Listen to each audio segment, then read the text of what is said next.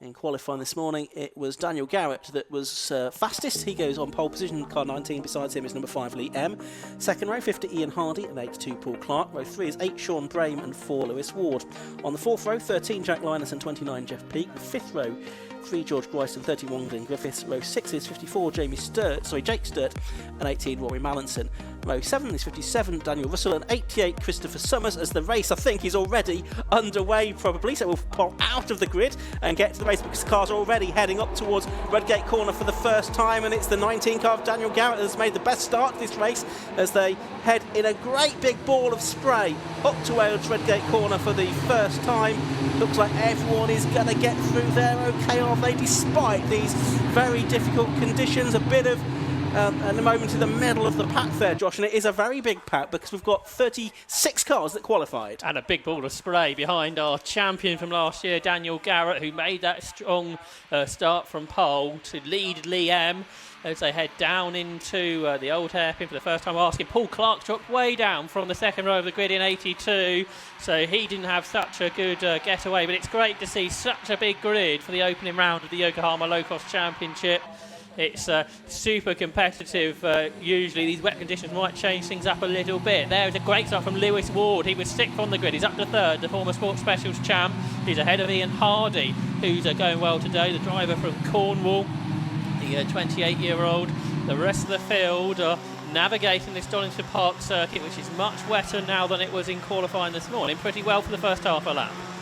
Yeah, and a bit wide there goes the number 11 car. That's Jack Artis up there at Coppice Corner as these cars navigate the first lap of the race. Jack started 17th, pretty much right in the middle of this very big and encouragingly large pack of low-cost, the 1300cc cross-flow engine cars.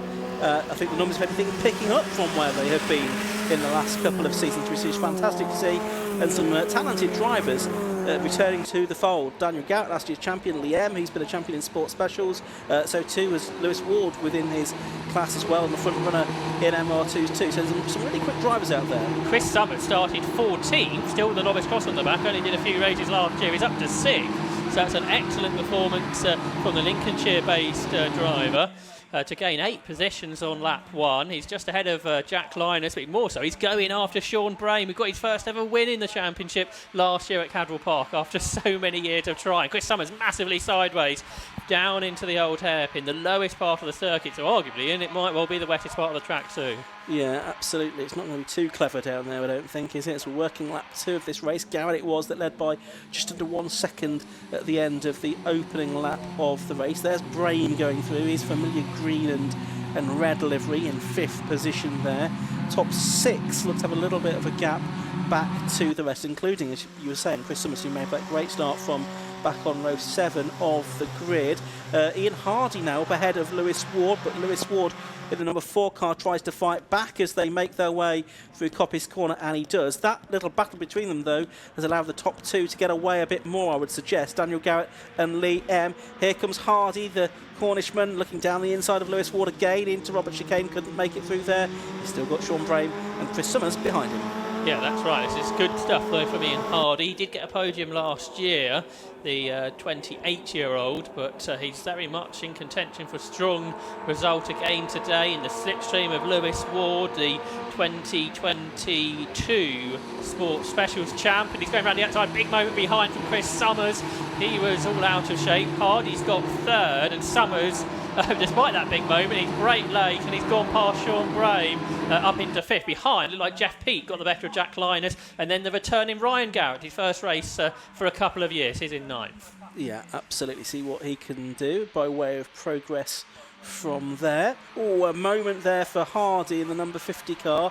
Doesn't seem to have lost too much, though. Perhaps a little bit of momentum coming out of the old hairpin, and Lewis Ward will try to capitalise on that. Best lap of the race so far has gone to Lee M in 2nd place, a 136.89. We were doing 137s in qualifying, so we've reached that sort of tipping point now where conditions possibly actually a bit better than they were in qualifying for these particular drivers. It was a 26 a lap record, so we're not actually terribly far off lap record pace compared to the earlier categories. So the low-cost able to get closer to dry weather lap times seemingly today, and it's a tighter race really, isn't it, than what we've seen from the previous categories. So proving, even in these very tricky conditions, the quality of the Yokohama Locost Championship this season. Battle for fifth as Sean Brame looks up ahead of the impressive full season debutant Chris Summers, and Brame goes through up into fifth. He's done so many more low-cost races than what Chris Summers has, but he's off. Sean Brame's all over the grass, he's sideways. Oh, Ian Hardy's off in front as well. So Chris Summers is going to get 2 places out of that. Yeah, he has. So I wonder if Brame there was just a bit distracted by what Hardy was doing ahead of him and went off, and it wasn't that he was, all that experience wasn't doing him any good. It was just that he'd seen the car going off in front of him, and that kind of drew him off in the same direction. It so often happens, and that has brought up to them now the number 29 car of Jeff Peake as well, the man in 7th place. Ryan Garrett was hugely sideways behind in 8th, but he caught it. Almost easier to tell you he's not sideways in this race. It is so tricky at the moment. The rain is still coming down much harder than any weather forecast suggested it would today. And Sean Brame there again is sideways. Jeff Peake is even more sideways behind. Can he catch it? Lots of arm twirling, but he does. Good stuff there, Jeff, for the twice 3rd position finisher in the championship from a few seasons ago.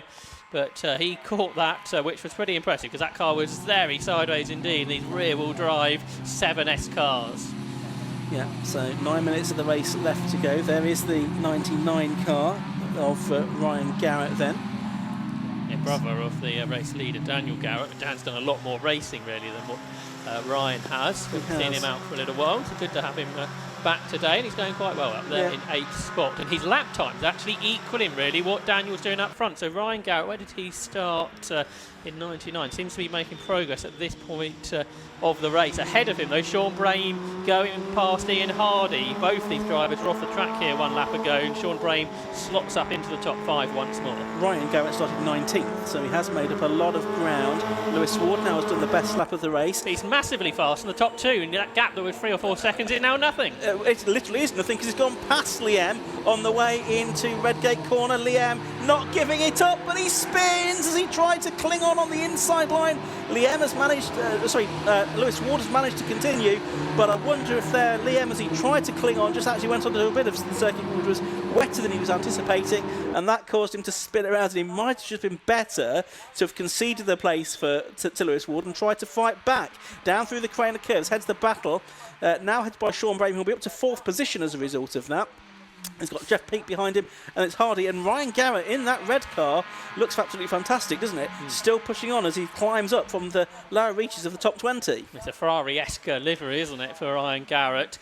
Lewis Ward was over a second quicker than Daniel Garrett up front, so can Lewis Ward catch the race leader, the champion from last year? This is a huge battle pack, though, isn't it? Particularly in these conditions, which are pretty atrocious, I think it's fair to say, but some great racing out there, some great car control as well. Chris Summers might be on for his first ever podium in racing. Then you've got this battle for 4th spot between Sean Brame and Jeff Peake, 2 long-time low-cost racers. Then you've got Ian Hardy, Ryan Garrett, Jack Linus, and George Grice has joined in this as well, the Nottingham based driver. But this is all change, isn't it? It's real slipstream in low-cost action. 4 abreast. Are they all going to make it through the corner? Some of them are going to have to concede, surely. Jeff Peake and Sean Brame go wheel to wheel. Peake's got the position. Ryan Garrett got past Ian Hardy as well, and he's twitching. Meanwhile, the leaders are together, aren't they? 2 seconds almost quicker. Lewis Ward was on Daniel Garrett on that lap. So we shall now watch the battle for 4th, but with an eye, perhaps what might happen for the overall lead. Yeah, the 2 leaders were together, but that is Ryan Garrett up the inside of Sean Brame, and that is for 5th place. What of his brother, though? We'll see if we can pick up on Daniel Garrett. Here he is, and he's got Lewis Ward for company on the last lap. Lewis Ward was 1.3 seconds faster than Daniel Garrett. He is 1.3 lengths behind him now as they turn out of the old hairpin and head through the left-hander, then climbing up towards McLean's and Coppice Corner once again. This battle for the lead very much on in the opening round of the 2025 Yokohama Low-Cost Championship. It's last year's champion, Daniel Garrett, leading the way then. Lewis Ward, who gathered 122 points during the course of last season. He didn't do all of the race meetings, though. And looking here for a real push for the championship, one would think, for the 34-year-old from Wolverhampton, a technical engineer at JLR. Off the circuit goes one of the cars. 66, we think it might be. Luke Stokes gets back onto the circuit, back with the leaders as they come down to Roberts chicane. Is Lewis Ward close enough to make a move there? I don't think he quite is as they come into Roberts. Lewis Ward out there in the car that Angus Goff campaigned for some of last season. Garrett slower out of the corner, so Lewis Ward's going to have a run here up across the line to complete 6 laps in the tow.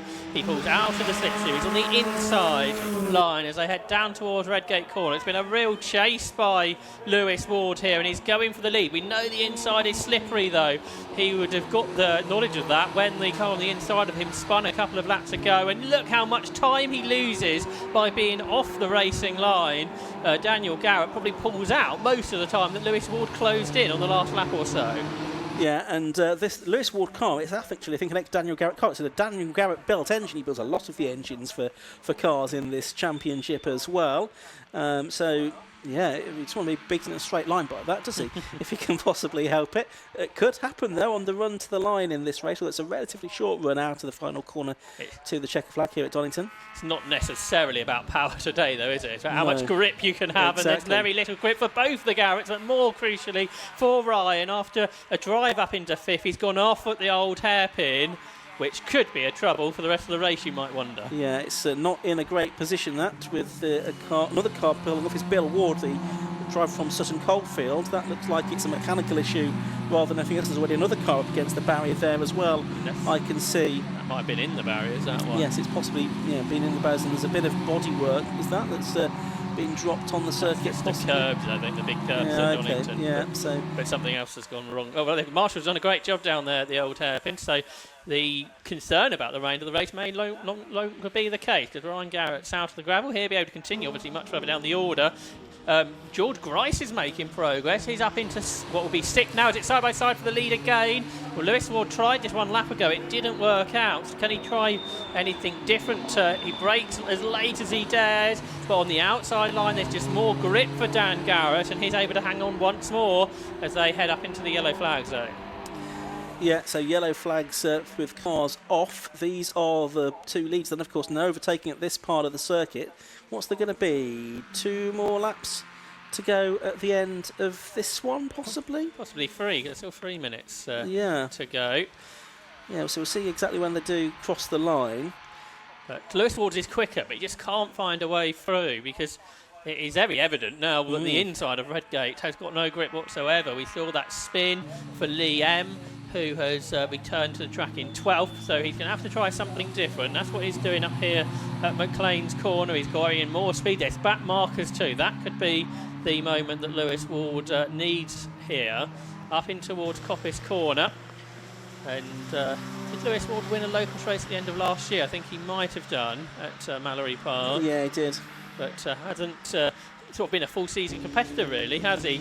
So 2 cars to lap include Trevor Faunch and one other there. And these 2 now 10 seconds ahead of the rest. More cars in the gravel, including Rob Apsey there. But this is where Lewis Ward always is quicker at the chicane, and this time Garrett's up over the curve, so he's lost more momentum, and at the line even Lewis Ward might be ahead. This is the start of the penultimate lap then. They've got those 2 slower cars ahead. Dan Garrett immediately jinks to the left-hand side of the circuit, thinks there's more grip on the outside line for Redgate Corner. Perhaps jukes back into the slipstream of Lewis Ward then as they come up to lap the number 77 car of Andy Perkins. As they turn their way through, briefly getting a back marker between the 2 race leaders as they now drive through Hollywood and down through the Craner curve. So it's the car with the blue roll cage now of Lewis Ward, number 4, that leads the race from number 19, Daniel Garrett, who's led up until this point down to 2nd place. There's a lap and a half to go. But now that Lewis Ward is the car ahead, is that going to change how this race continues? And in 3rd position, Jeff Peake was quicker than these 2 on the previous lap, but he's too far behind to do anything about it. But he's up into 3rd. He's got ahead of Chris Summers, crucially, in recent laps. So Chris Summers may not be getting his maiden podium today. But a good result if he can hang on to 4th ahead of George Grice, who's ahead of Sean Brame now. Ian Hardy's dropped back. He was a podium contender earlier. He's 7th ahead of Jack Dynas. Tortulla's up into the top 10, as is Bradley Horsnell. But the battle for the lead is on, because Daniel Garrett is back with Lewis Ward again. And we've seen how tricky it is to overtake, but it is possible. Garrett's sort of nemesis was coming out of the chicane, always running a little too wide, but he's a challenging. He's on the inside of Ward now as they break for the Robert chicane for the penultimate time of the race, and Garrett will slot through, but is he going to make a mistake in the middle of the corner and no, on the exit of the corner? No, he looks okay, I think. Yeah, it just said they go on to the final lap with 27 seconds of the race to go. Lewis Ward then is in the tow, exactly a third of a second behind, and is already pulling to the right-hand side of the circuit, the inside line from Redgate Corner. There's more cars to lap. Daniel Grist is up ahead, tucks back in behind the 19 car as they head into Redgate Corner for the final time. There's 1, 2, 3 back marks that they'll need to negotiate in quick succession, and it looks like the first of those is waving them both through. Yes, that's right. This is where it could get tricky if they've got to go offline.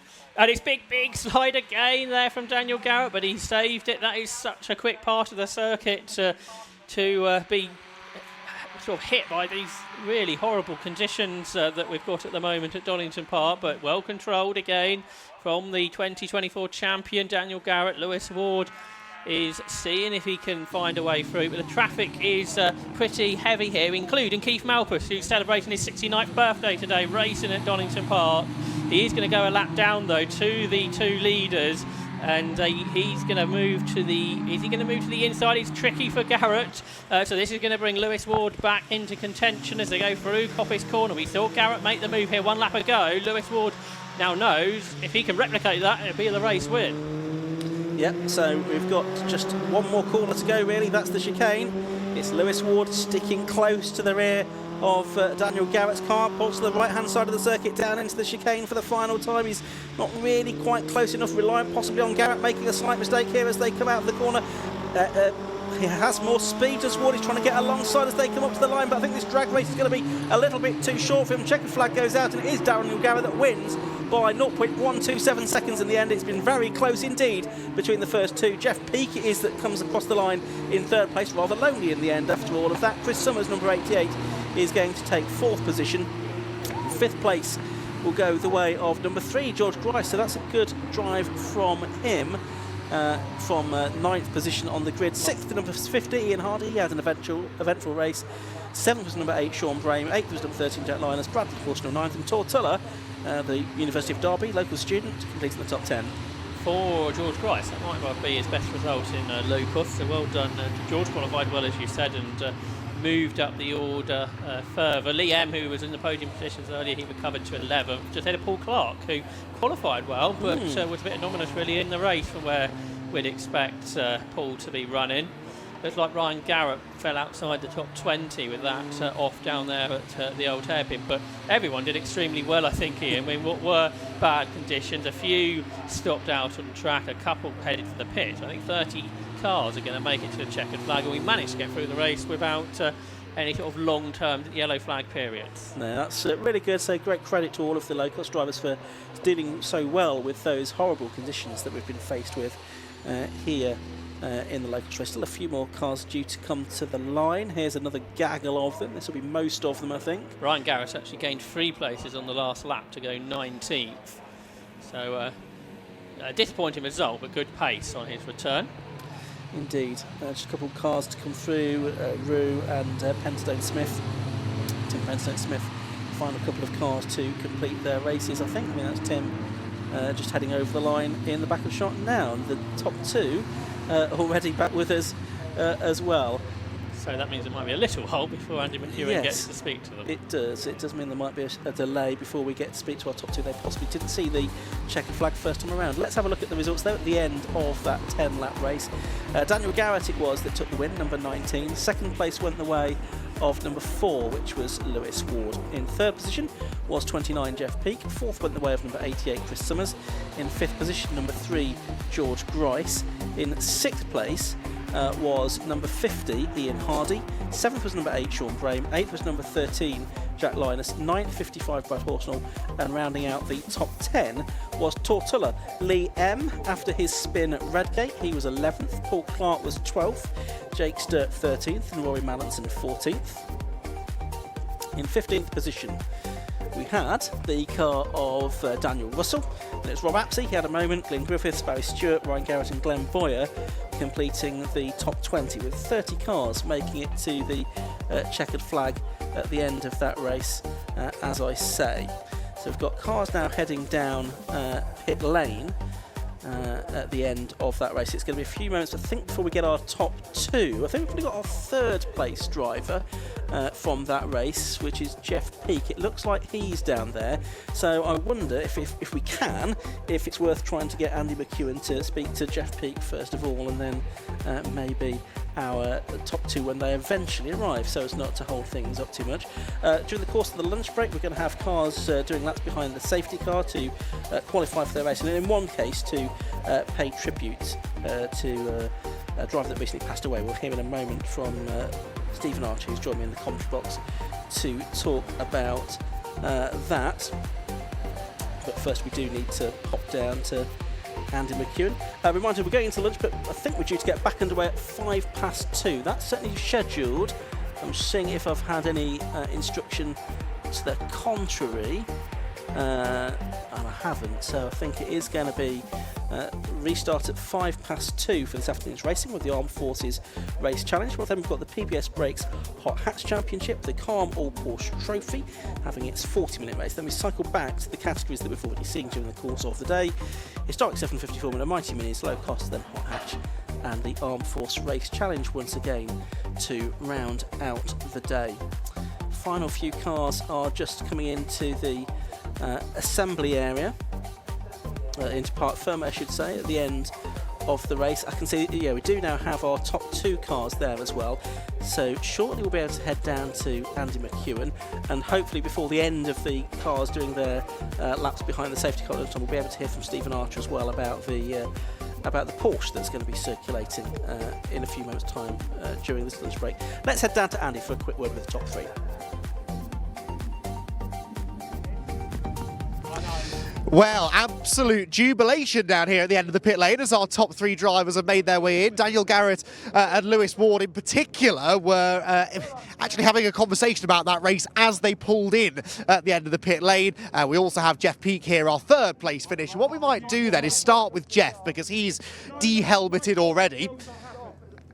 And I think Lewis and Daniel are busy discussing everything that happened. We'll get your thoughts in a moment, guys, but we will start with Jeff. Third place, not quite able to be a part of that magnificent battle for the win, but never a dull moment nonetheless. No, absolutely. I had a poor start, and it took a couple of laps to get the tyres in, but as soon as they came in, I just got my head down and I could see where they were, and I could see a gap was getting smaller, but just not enough time. But yeah, I'm pleased with that. Very pleased. The fact you could see them at all was quite impressive. The spray out there, once you broke through that, I guess visibility was better, but how tough was it in traffic? Oh, very bad, very bad. It was even difficult to see the rain lights at times, so yeah, and brake lights, forget it, you can't see them. So it's a bit close at times, but it was good.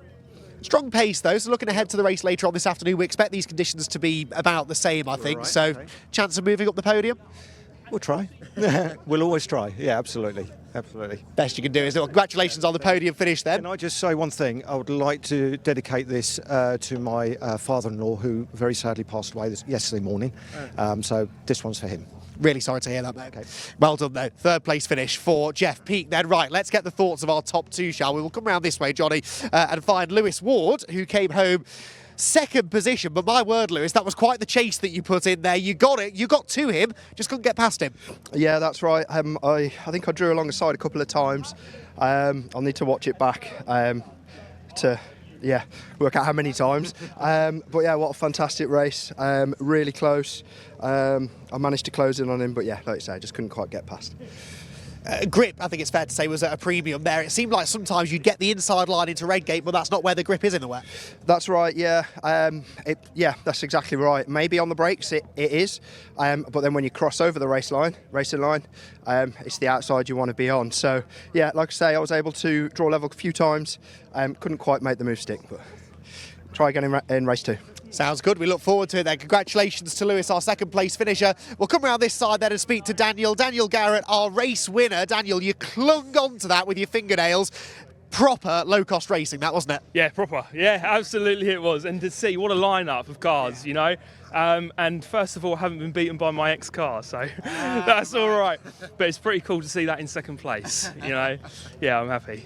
New cars performing well, though, for you. How worried were you when you saw that thing getting larger in your mirrors? Could you see it coming through the spray? Oh yeah, I saw him. He was catching, and I thought, I don't know if I'm going to be able to hold him off. And I don't know, to be honest, there was a couple of times I thought, oh, it's going to be a bit sketchy under the brakes here and there. And I think by the sounds of it, yeah, just managed it. When you're in a wheel-to-wheel battle like that, in these conditions, are you a driver who's able to take a step back and think, right, I know what line I want to be on, I can try and use that to my advantage and keep him on the slippery line? Yeah, as much as I like Lewis, I was trying to dump him into the dry side of it and try and drive away, but no, he's too good for that, unfortunately. Knows a thing or two, doesn't he? Well, congratulations, guys. Fantastic race from all three of our low-cost podium finishers.